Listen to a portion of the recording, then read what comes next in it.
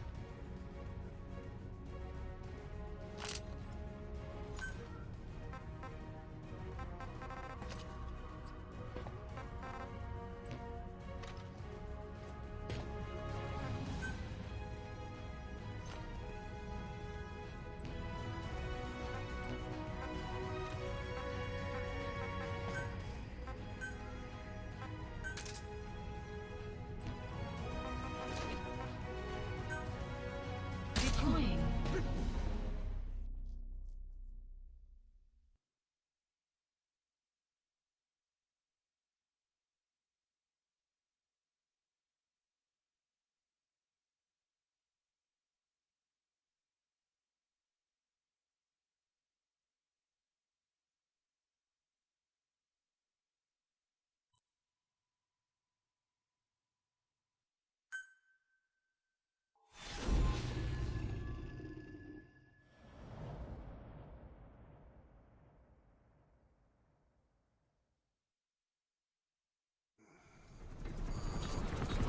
Clouds ahead!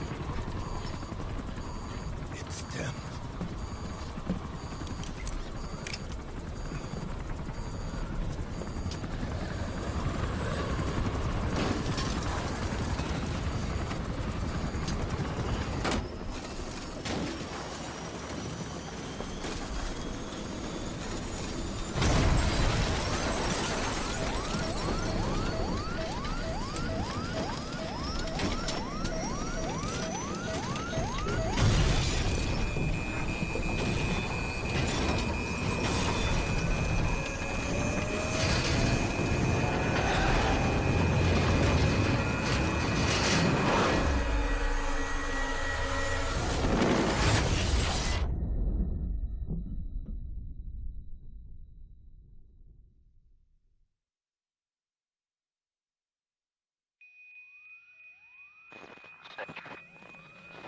Can you hear me? Are you okay?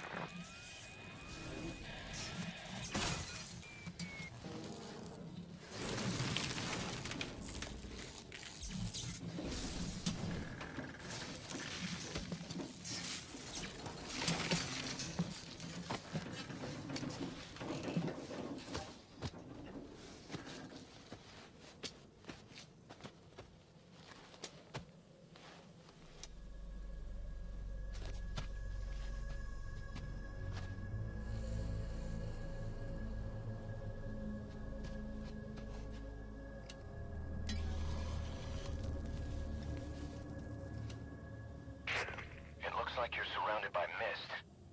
The support chopper can't get close to your position right now.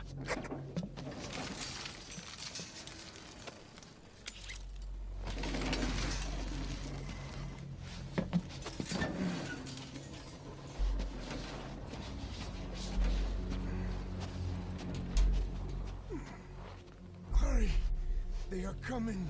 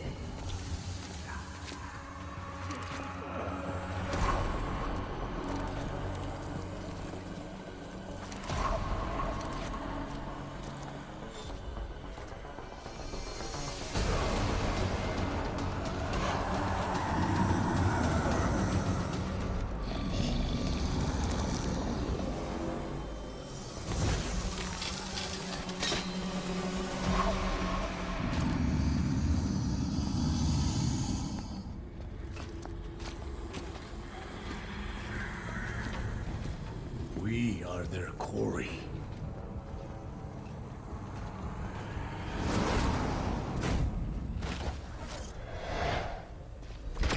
Skulls. So that mist is their work. We won't be able to send in another chopper for now. Boss, you need to eliminate the skulls. We cannot lose Code Talker.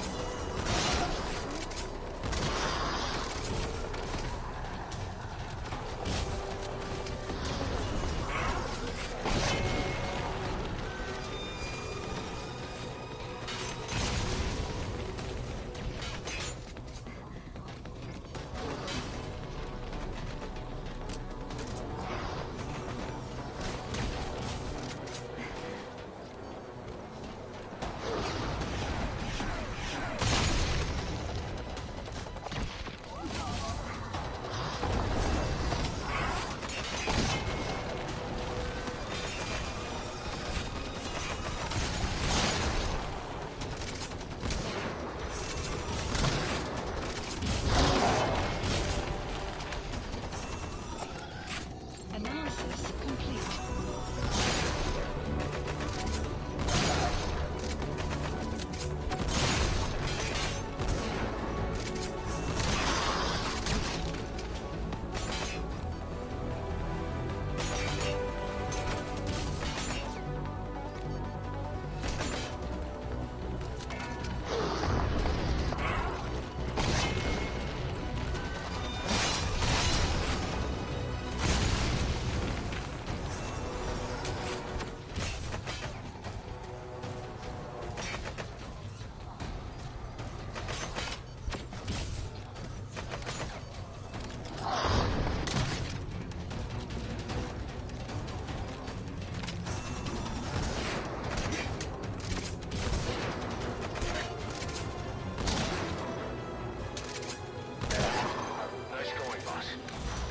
Clearing.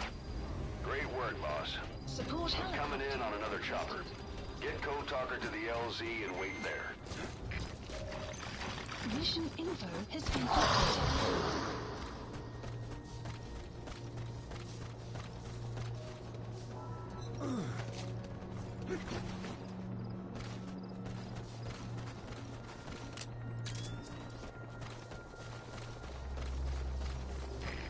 This is B-Quad. Arriving shortly at LZ. This is B-Quad. Have arrived at LZ. Will stand by.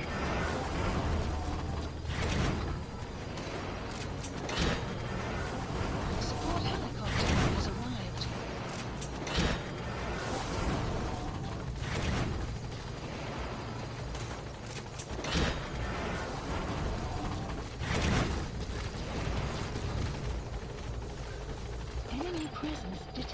analysis, the map has been updated.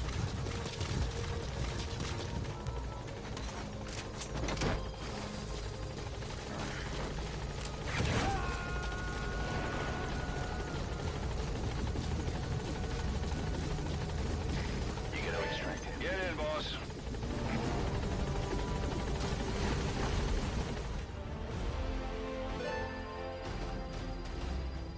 Extraction arrived at Mother Base.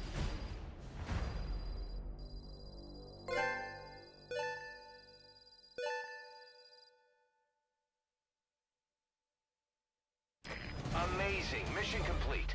That right there is why you're the best, boss. The one and only.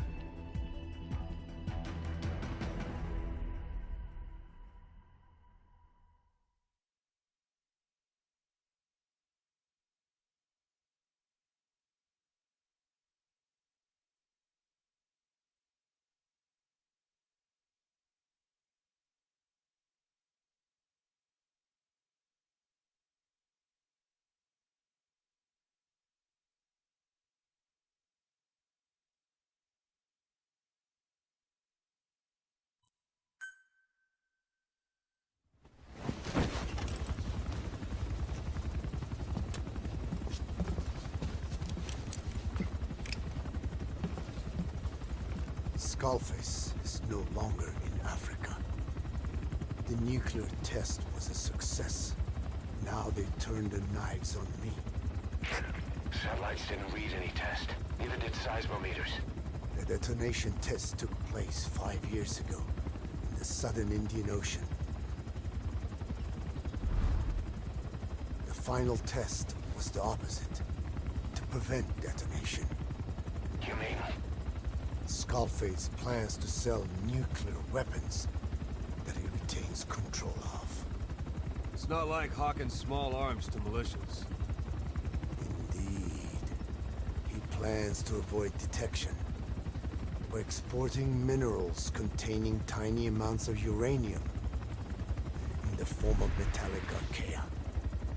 Once on site, the metallic Archea enrich the uranium and weaponize it. Loaded onto all-terrain bipedal machines. They ensure any country, armed group, even the smallest terrorist cell, can become a nuclear power. Bipedal. So that's why they needed Huey. A nuke business to replace the arms business. And Skullface owns the market. The very atmosphere of nukes, anywhere and everywhere. Deterrence on all sides. So that's why he ran a non-detonation test. Yes. Another metallic Archea instantly overrides the criticality generator. It fails safe only he controls. Any such weapon can be deactivated whenever he chooses, regardless of who owns it or their intent to use it. Nukes. Controlled by a man, not a country. If they proliferate, conventional nukes lose all value. Political, military, and economic. The two superpowers become powerless.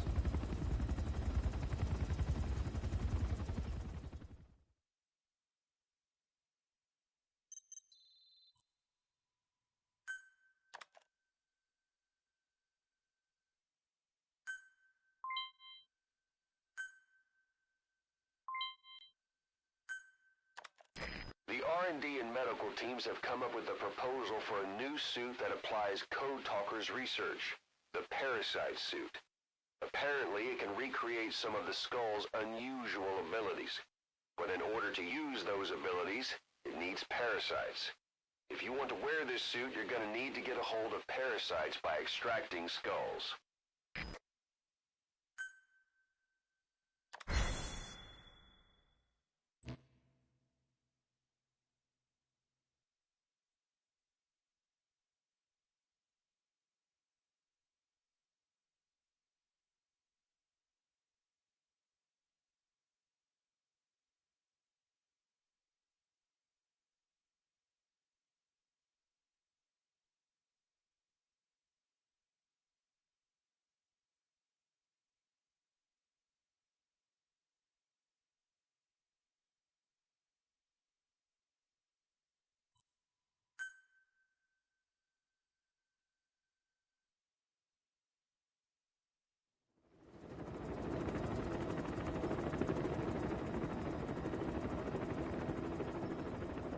We need to stop the epidemic at Mother Base.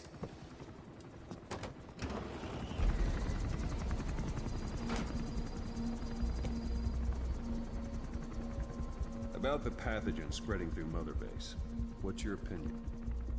Textbook symptoms of vocal cord parasite infestation. And judging from this casualty list, it is the Kikango strain, meaning a breed of parasite that triggers symptoms upon detecting pronunciation specific to Kikango.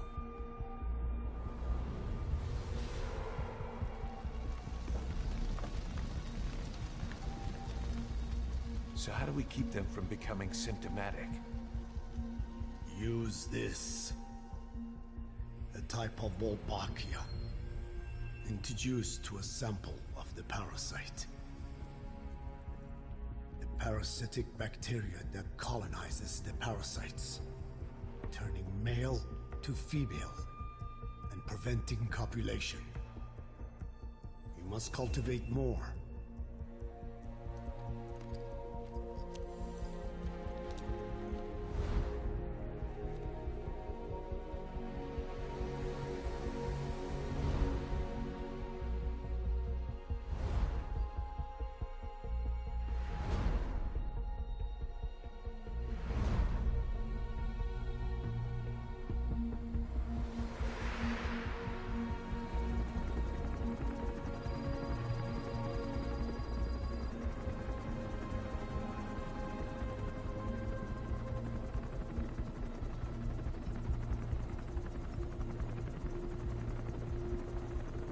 Thanks to Code Talker, we've managed to put a stop to any new vocal cord parasite infections.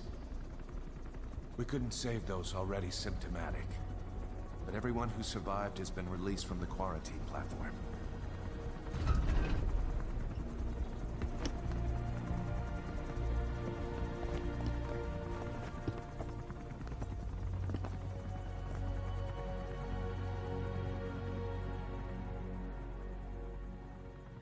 Skullface will pay for this.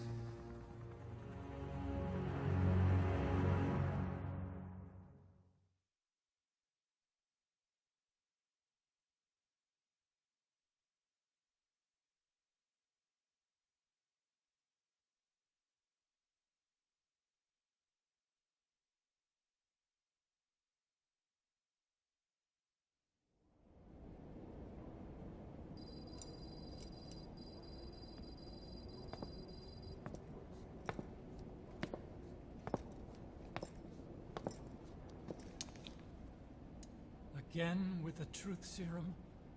What are those legs made of? Titanium? All the way to the femur.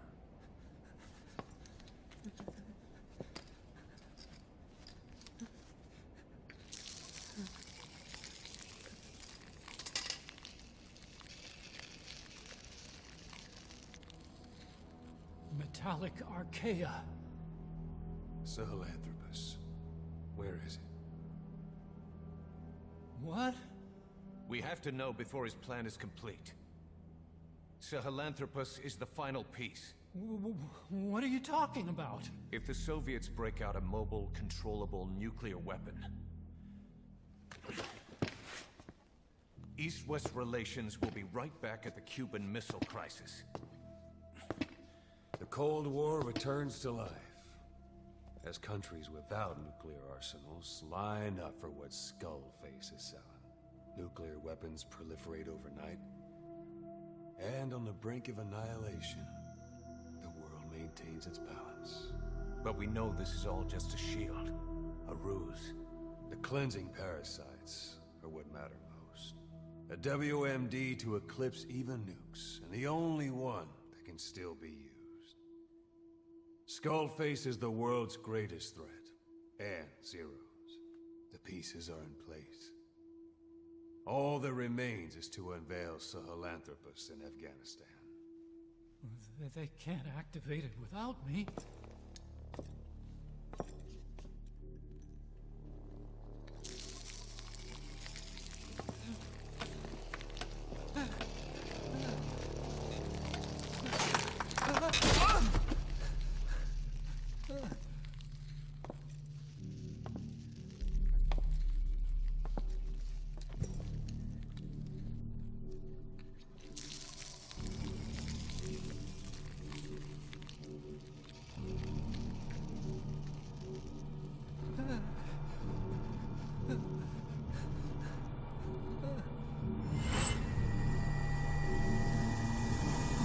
OKB-0. Sahelanthropus is beyond the Soviet base camp, in a lab built by the Soviet philosophers. That's what you're looking for. But I have no idea how he's controlling it. It wasn't designed to accommodate a human pilot.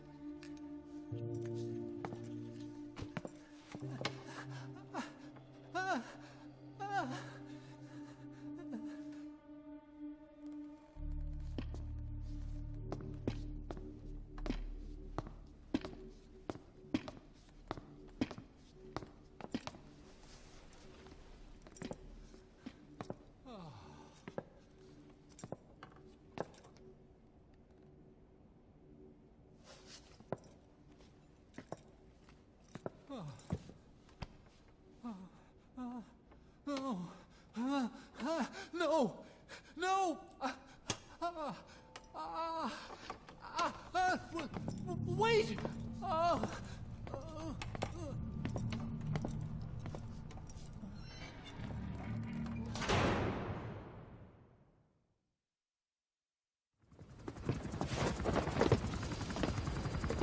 We got word from Afghanistan. Everyone at the Soviet base camp's dead. No sign of fighting. Parasites. Skullface's men then headed north. The target is OKB-0. That's where he'll activate Sahelanthropus. Unless we stop him, he'll go down in history a conquering victor. We can't let that happen. Wipe him out. Don't leave any trace of his existence. I'm gonna need backup on this one.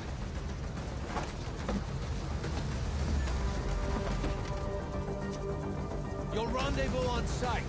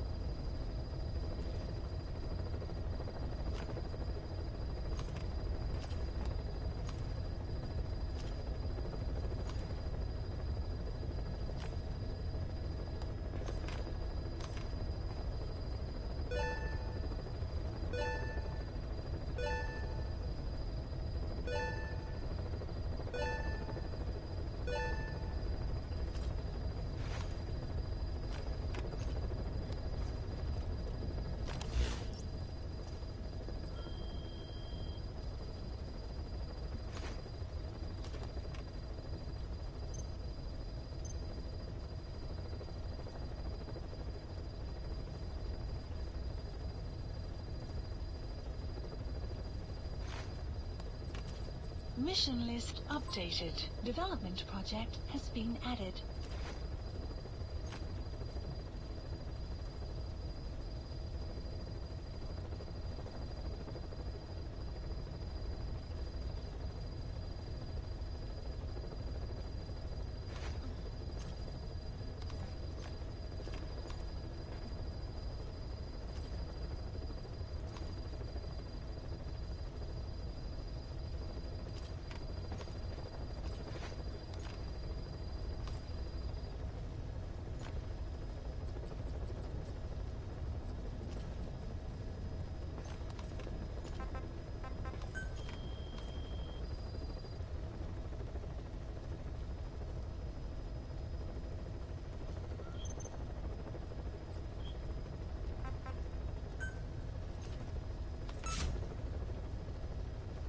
Commencing platform construction.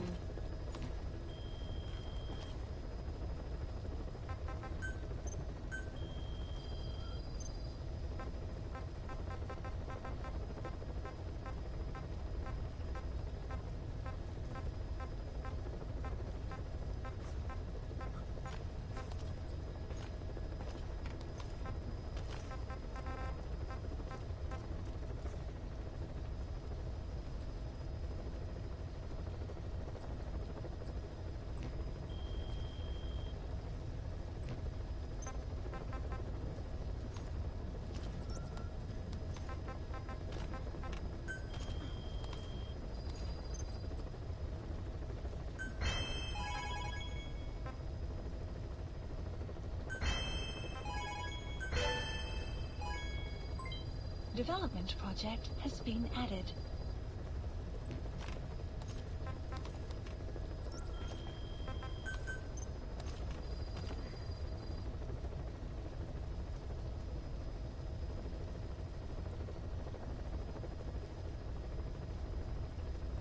Please specify a project.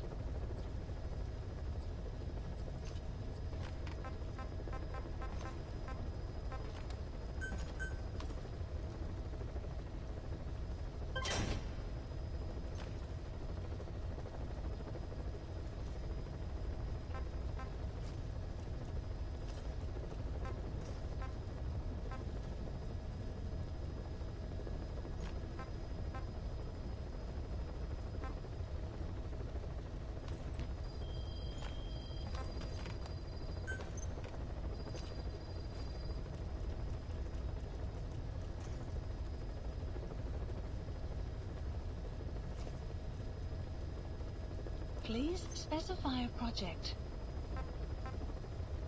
Weather will clear shortly.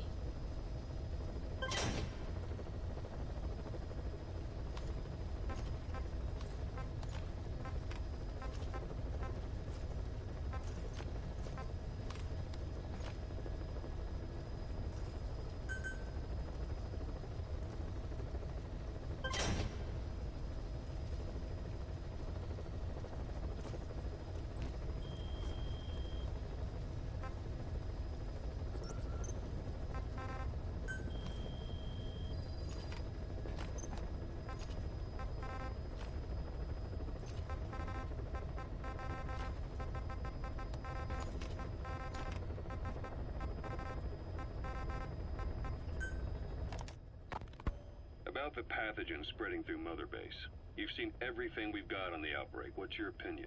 Textbook symptoms of vocal cord parasite infestation. And judging from this casualty list, it is the Kikongo strain, meaning a breed of parasite that triggers symptoms upon detecting pronunciation specific to Kikongo.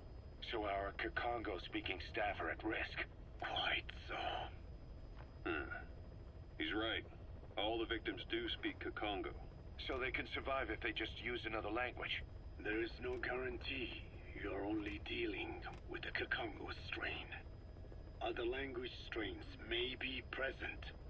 You well know he was teaching them languages from all over the world. The Devil's House. Nzoya Badia Bulu. There is no way to know how many strains he has at his disposal. So how do we keep them from becoming symptomatic? You mentioned using microbes. Use this. A type of Wolbachia. Introduced to a sample of the parasite. Wolbachia? A parasitic bacteria that colonizes the parasites, turning male to female and preventing copulation. You must cultivate more. What have you done with the infected bodies? Cremated to stop the spread of infection, but we did keep a few for study. Good. Take this sample, grind it to a pulp, and introduce it to the larvae now nesting in the dead. The Wolbachia will multiply rapidly within those larvae. They're soldiers, not some petri dish. Conventional cultivation methods will take too long. Extract the Wolbachia from those larvae and vaccinate your men. Kikongo speakers first. This is the fastest, surest way. No one is to speak a word of Kikongo until the Wolbachia are safely inside them. I will instruct your medical staff in detail on site. You have the appropriate facilities. Yes, but do not worry. I made a pact with your Bit de Holone on the honor of the Dene. I speak no lies. Keep an eye on him. Will do. Follow me. I'll take you to the medical team. Now, we must wait for the Wolbachia to multiply in the larvae. How is the disease transmitted? If it's carried by insects or rodents, then... There is no intermediate host. So... The vocal cord parasites lay their eggs in the larynx of the host. Most hatch and migrate to the lungs, but some are transported to the mouth through ciliary movement, mixing in with saliva.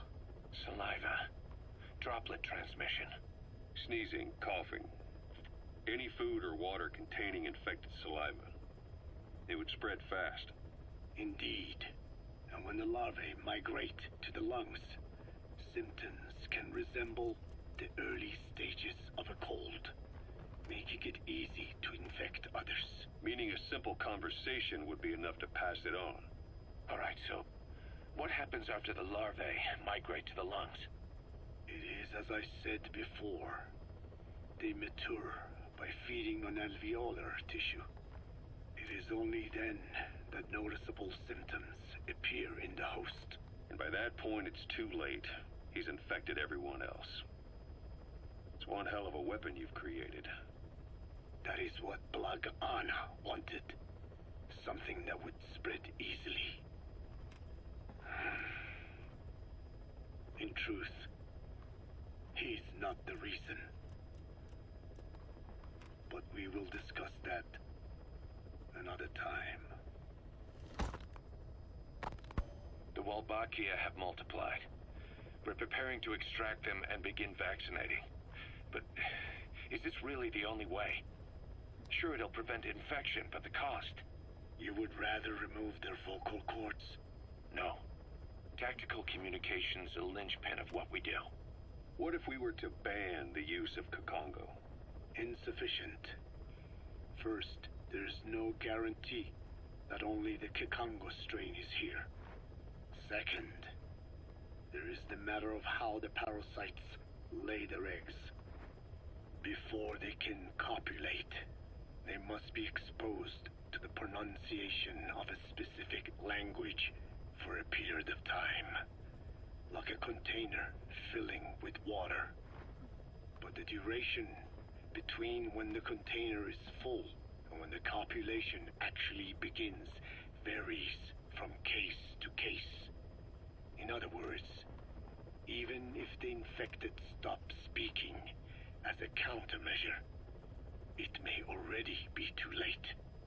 The only true solution is to prevent copulation through the Walbachia, or by physically removing the affected tissue. Do any antiparasitics work? It sounds as though you have already tried. Yeah. We tried every one there is, and nothing. I have yet to find a medicine that can remove the parasites. At best, it temporarily covers their ears. Why is that? Because the parasites are companions to us. To remove them inevitably harms the host. Companions? More than you think. And this is why the human immune system cannot eliminate them. We've inoculated the staff with Walbachia to keep them from becoming symptomatic. That should also contain the infection. How did this happen in the first place? It has to have been a Cypher spy within our ranks. If this is so, then why the Kakongo strain? If their intent was to wipe you out. Skullface said the remaining English parasite was close to the boss. If this latest strain was his doing, he wouldn't have tipped his hand. It is possible someone brought eggs onto the base without knowing. Stuck to their shoes, clothing. Well, that makes the most sense to me. And where did the eggs come from? You mentioned that your boss visited Nzoya Badiopulu. Sure, but his gear's disinfected immediately upon return. Then he was not the carrier. And not just the boss.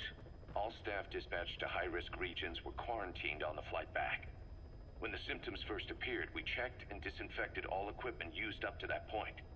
Any and all prisoners, soldiers, materials, and animals extracted during missions were also quarantined. So, that just leaves... I have seen children around here. Where are they from? All over. Some were being held hostage at a mine. Then there were the troublemakers at Walla Yamasa. Walla Yamasa? Yeah. Their clothes, their things. Did you burn them? They're just kids. We couldn't. And besides, not one of them's shown symptoms. The parasites don't infect prepubescent hosts. Their vocal cords are not fully developed. Well, if infection doesn't occur in children... It is possible they carried eggs on their clothes, and the infection spread from them. Check the kid's stuff. I doubt there is any trace left by now. But if there is, some of those kids must be close to hitting puberty. How could we have missed this? The name Walla Yamasa got quite a reaction from you. I'm guessing the Kikongo strain was released in that village.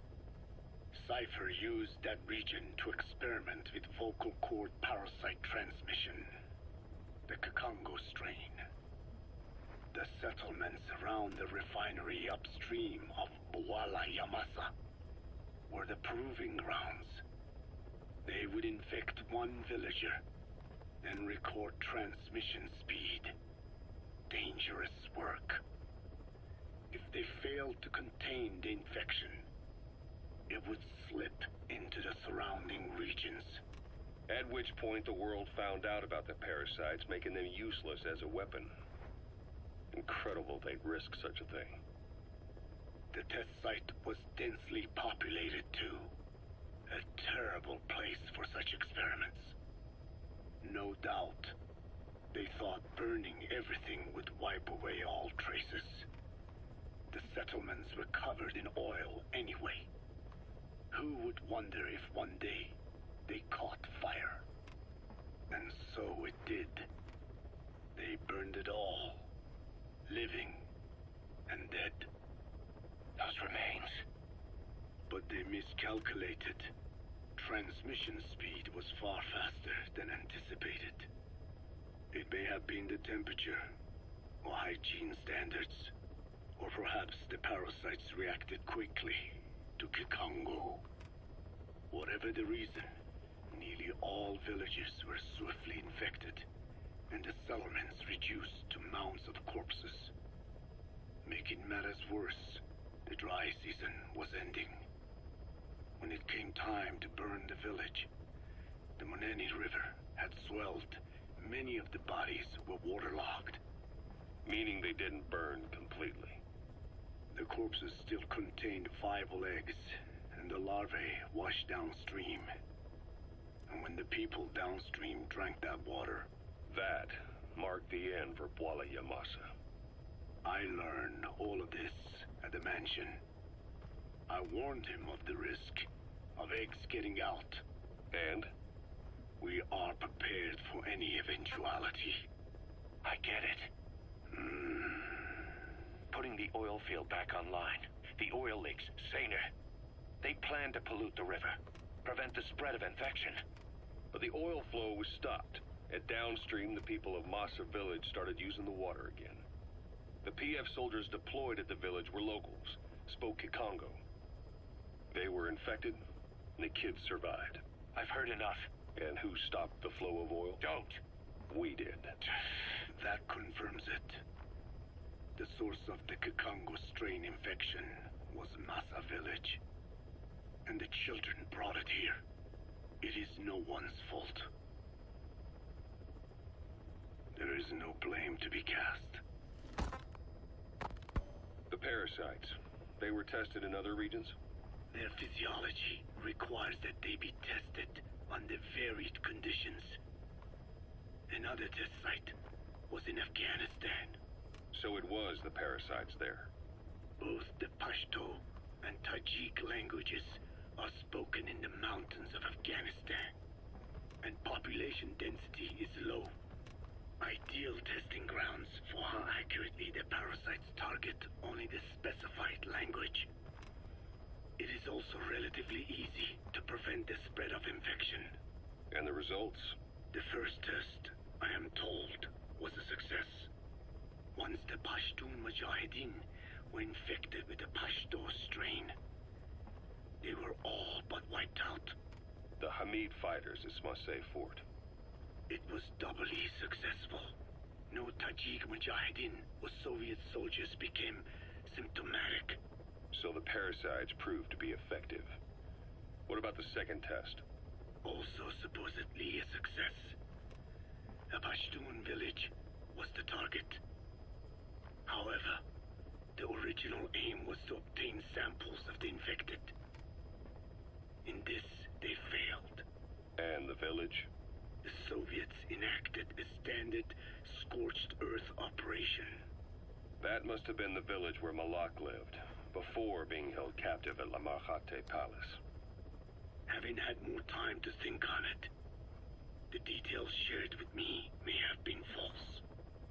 They are madmen who would do anything to cover up the truth. They certainly seem to like tossing their problems in the fire. As a boy, Skullface's life went up in flames. Perhaps that is what fuels his fixation with fire. Your Wolbachia stopped the infection all right, but I still don't get it. How can a few bacteria change males to females? I know they're only bugs, but... It is not such a rare thing in the natural world.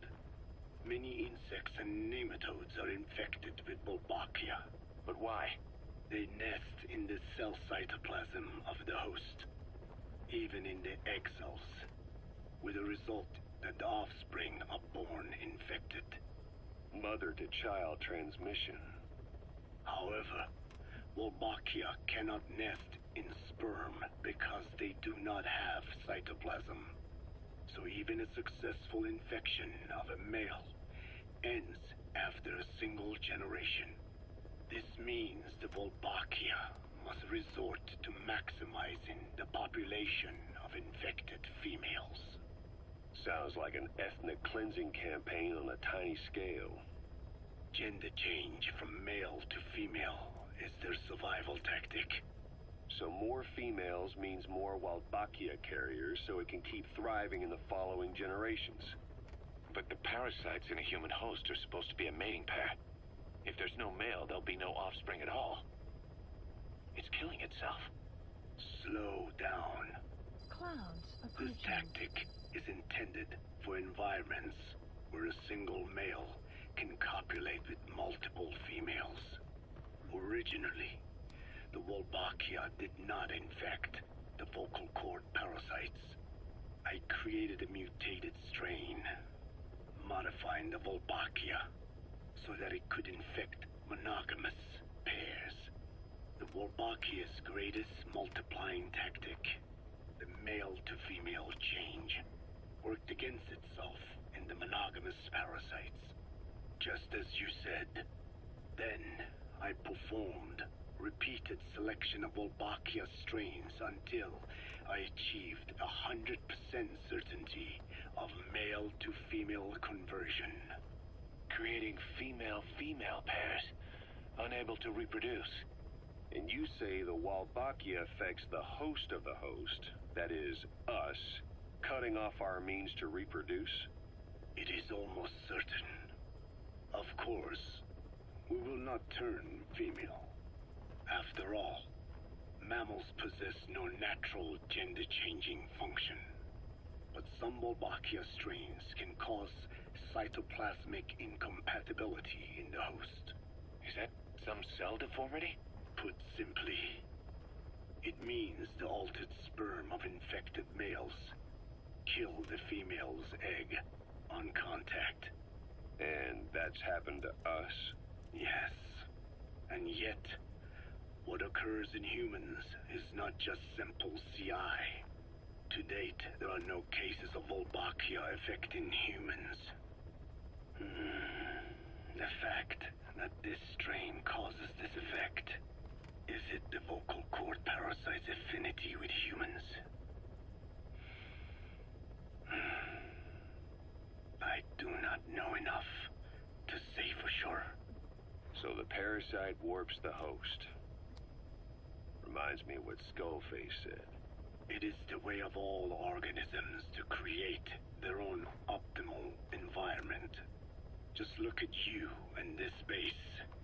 Organisms that cannot do this are doomed to extinction. The difference with parasites is that their environment is another organism. That creates a connection between life and life. Parasitism, symbiosis, or death. In this way, the host too is challenged to adapt.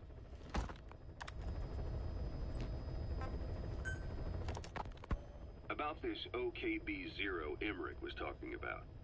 Its location and features match the citadel in the mountains northeast of the Soviet base camp. Built during the time of Alexander the Great, it was left in ruins following one of Genghis Khan's campaigns.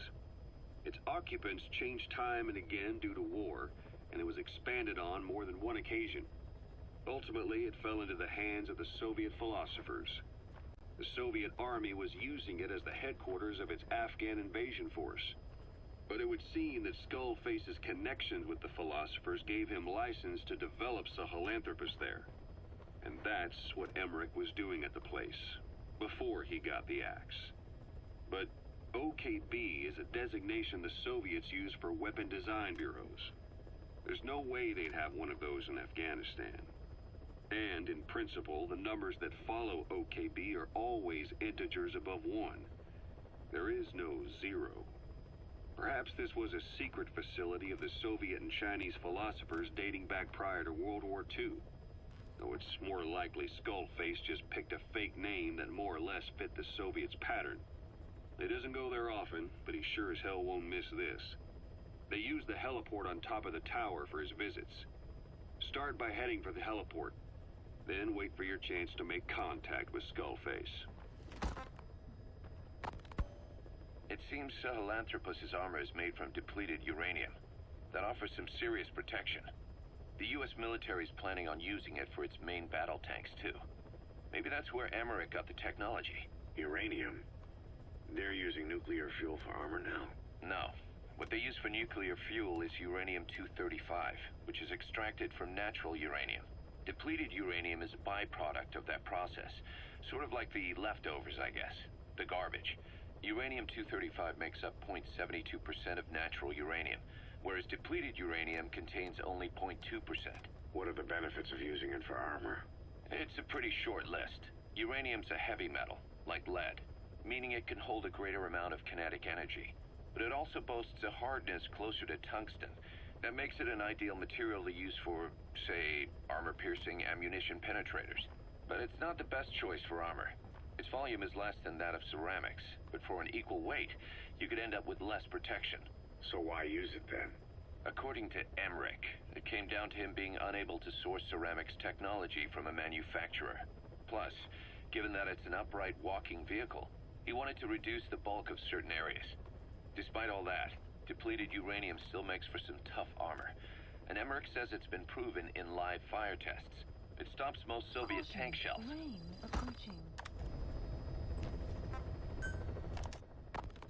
Code Talker, what are the metallic Archea? Volcanic craters spewing sulfur. Water hot enough to boil your skin off. Ocean depths of 800 plus atmospheres. Wastelands radioactive enough to kill you where you stand. There are groups of organisms that survive despite. No, because of living in such environments. I've heard about them. Extremo something. Extremophiles. By selecting certain species, then subculturing and repeatedly modifying them, I created a metallic offspring of pure Archea. They subsist on metals rather than organic matter. And some of them even consume uranium? Yes. Uranium enrichment Archea metabolize only uranium-235. As a result, they produce weapons-grade enriched uranium. How is that possible? Consider how plants fractionate carbon isotopes. when they conduct photosynthesis. Nature possesses abilities beyond our imagination. So it was Archea that brought down your chopper? Corrosive Archea, yes. They oxidize metals, feeding off the energy in the electrons they receive. What became of the wreckage? We had the R&D team retrieve samples for study in airtight plastic containers, of course. Prudent. We shall extract Archea from it in good time. They should help you fight back against Black Anna. Any chance we could start now? It doesn't have to be a lot. I might just have another use for them. If it's only a small amount you need. That's fine. I'll get the R&D team to assist. Let's go. South Africa was previously suspected of developing nuclear weapons. It already had a conspicuous presence at the UN because of apartheid and its armed expansionism. But when neighboring Angola and Mozambique became socialist countries in '74, South Africa felt hounded into a corner. So it accelerated its nuclear program to protect itself. 3 years later, the Soviets discovered a test facility, and 2 years after that, an American satellite observed a flash in the southern Indian Ocean. It said this was South Africa conducting a nuclear test with the help of a certain ally. Skullface used the situation in South Africa to get this ally to lend a hand. They both wanted nukes, so it was a mutually beneficial relationship. On the surface, anyway. I figure South Africa started getting serious about nuclear weapons production in '75. In '74, the government was still able to get by with bluffing that it had a nuclear arsenal. But the year after, word spread that an independent armed group in the Caribbean was crushed by Cypher for possessing a WMD. That's right, boss. What happened to you and your men was the reason South Africa decided to push ahead with nuclear development. A force independent of any country getting its hands on a nuke. That was a threat to the existence of countries everywhere. It wasn't just South Africa. Your presence pushed a lot of countries to get nukes. The world was scared of you. You were a threat to more than just the Cold War. If nations are gears in a machine, you had the power to smash them loose and watch the whole world grind to a halt.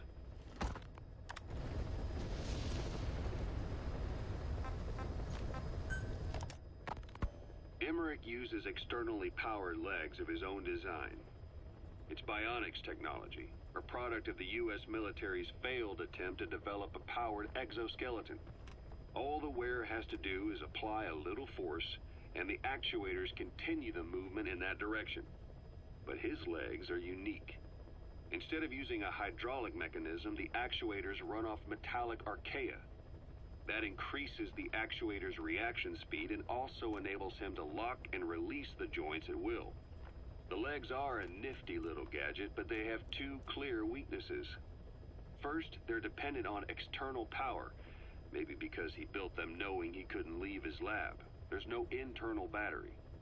That's why they won't work if they aren't plugged in.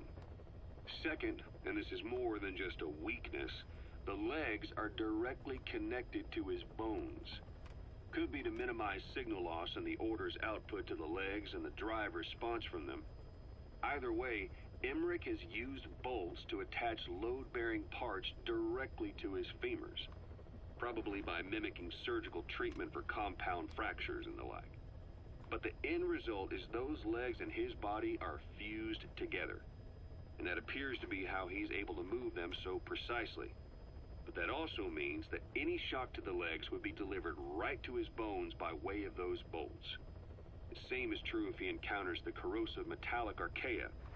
If the corrosive archaea ate into the exposed bolts, they'd reach the endoskeleton parts and eat through them too in the blink of an eye. The doctor's bones are full of holes to accommodate all the bolts. They're like sponges. If he were to lose the reinforcing parts, even the tiniest bit of force or weight would snap his bones. So when I dangled those corrosive metallic archaea in front of him, he realized straight away what would happen. Life wouldn't be worth living if he lost those legs of his. I'd bet that is what the doctor fears the most. I just helped him imagine what it would be like. Thanks to that, I got the information we needed without either of us getting hurt. You know how he is. He's probably already over the shock. The better you know your adversary, the easier it is for you to get information from them. And vice versa.